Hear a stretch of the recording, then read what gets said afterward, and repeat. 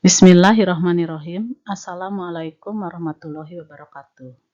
Halo anak-anakku, pada hari ini kita akan membahas mata pelajaran kimia kelas 11 semester 1, materi kesetimbangan kimia, subkonsep pergeseran kesetimbangan.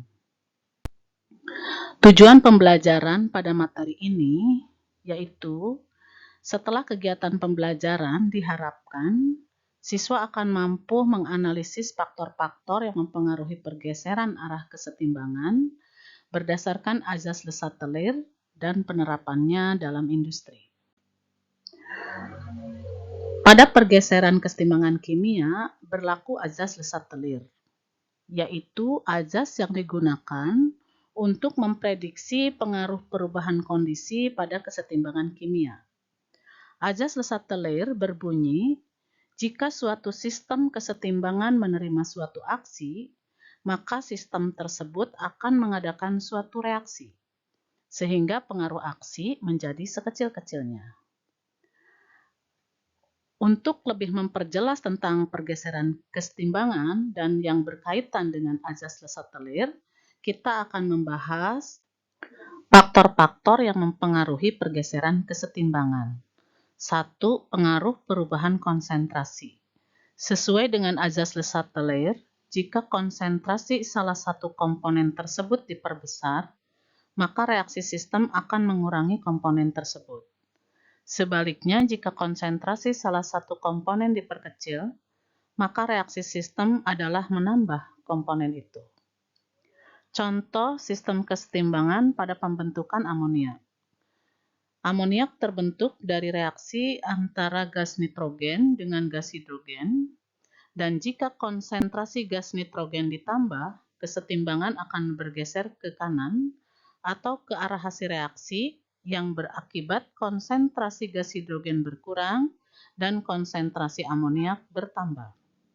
Dan sebaliknya, jika konsentrasi gas nitrogen dikurangi, kesetimbangan akan bergeser ke kiri atau ke arah N2 atau ke arah pereaksi yang berakibat konsentrasi gas amoniak berkurang dan konsentrasi H2 bertambah. Yang kedua yaitu pengaruh tekanan dan volume. Penambahan tekanan yang artinya sama dengan memperkecil volume akan memperbesar konsentrasi semua komponen. Sesuai dengan azas Le Chatelier, maka sistem akan bereaksi dengan mengurangi tekanan.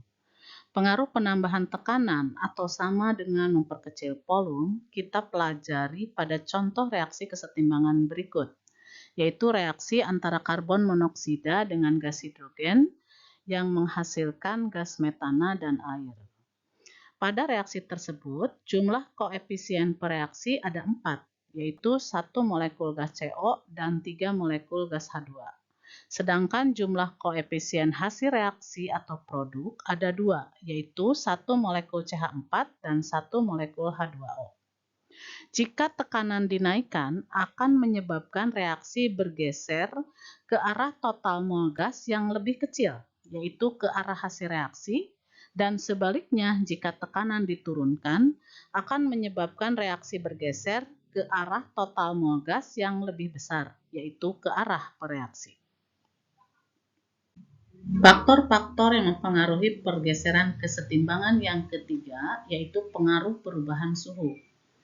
Menurut azas Le Chatelier, jika sistem kesetimbangan dinaikkan suhunya, maka akan terjadi pergeseran kesetimbangan ke arah reaksi yang menyerap kalor atau reaksi endoterm.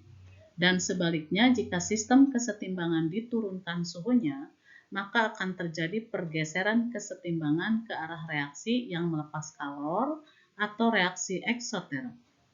Contoh pengaruh perubahan suhu pada reaksi kesetimbangan berikut, yaitu reaksi antara gas hidrogen dengan gas karbon dioksida yang menghasilkan uap air dan gas karbon monoksida dengan reaksi ke kanan adalah reaksi endoterm. Jika sistem kesetimbangan dinaikkan suhunya, maka akan terjadi pergeseran kesetimbangan ke arah hasil reaksi, yaitu ke arah uap air dan gas karbon monoksida atau ke arah reaksi endoterm. Dan jika sistem kesetimbangan diturunkan suhunya, maka akan terjadi pergeseran kesetimbangan ke arah bereaksi, yaitu ke arah gas H2 dan gas karbon dioksida atau ke arah reaksi eksoterm. Selanjutnya akan dibahas penerapan kesetimbangan dalam industri. Yang pertama, pembuatan amonia, yaitu dengan proses Haber-Bosch. Pada pembuatan amonia, reaksi ke kanan adalah reaksi eksoterm. Sehingga untuk memperoleh jumlah amoniak yang banyak, maka yang perlu dilakukan adalah suhunya harus rendah. Dan hasil penelitian, suhu optimum yang dilakukan adalah 600 derajat Celcius. Tetapi pada suhu rendah, reaksi akan lambat, sehingga diperlukan katalis untuk mempercepat reaksi. Dan tekanannya harus tinggi, yaitu sekitar 1000 atmosfer. Penerapan kesetimbangan dalam industri yang kedua yaitu pembuatan asam sulfat dengan proses kontak. Pada pembuatan asam sulfat meliputi 3 tahap reaksi. Dan dari ketiga tahap reaksi ini ada reaksi kesetimbangan yaitu pada tahap 2 pada pembentukan gas SO3 dengan reaksi ke kanan adalah reaksi eksoterm.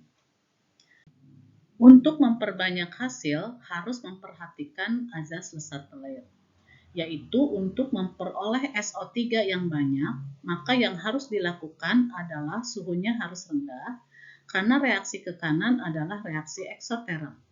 Tetapi pada suhu rendah, reaksinya menjadi lambat. Seperti pada pembuatan amonia, permasalahan ini dapat diatasi dengan penambahan katalis di vanadium pentaoksida. Dari penelitian, didapat kondisi optimum untuk proses industri asam sulfat adalah pada suhu antara 400 sampai 450 derajat Celcius dan tekanan 1 atmosfer. Materi hari ini selesai. Semoga dapat dipahami. Terima kasih. Tetap semangat dan selalu sehat. Wassalamualaikum warahmatullahi wabarakatuh.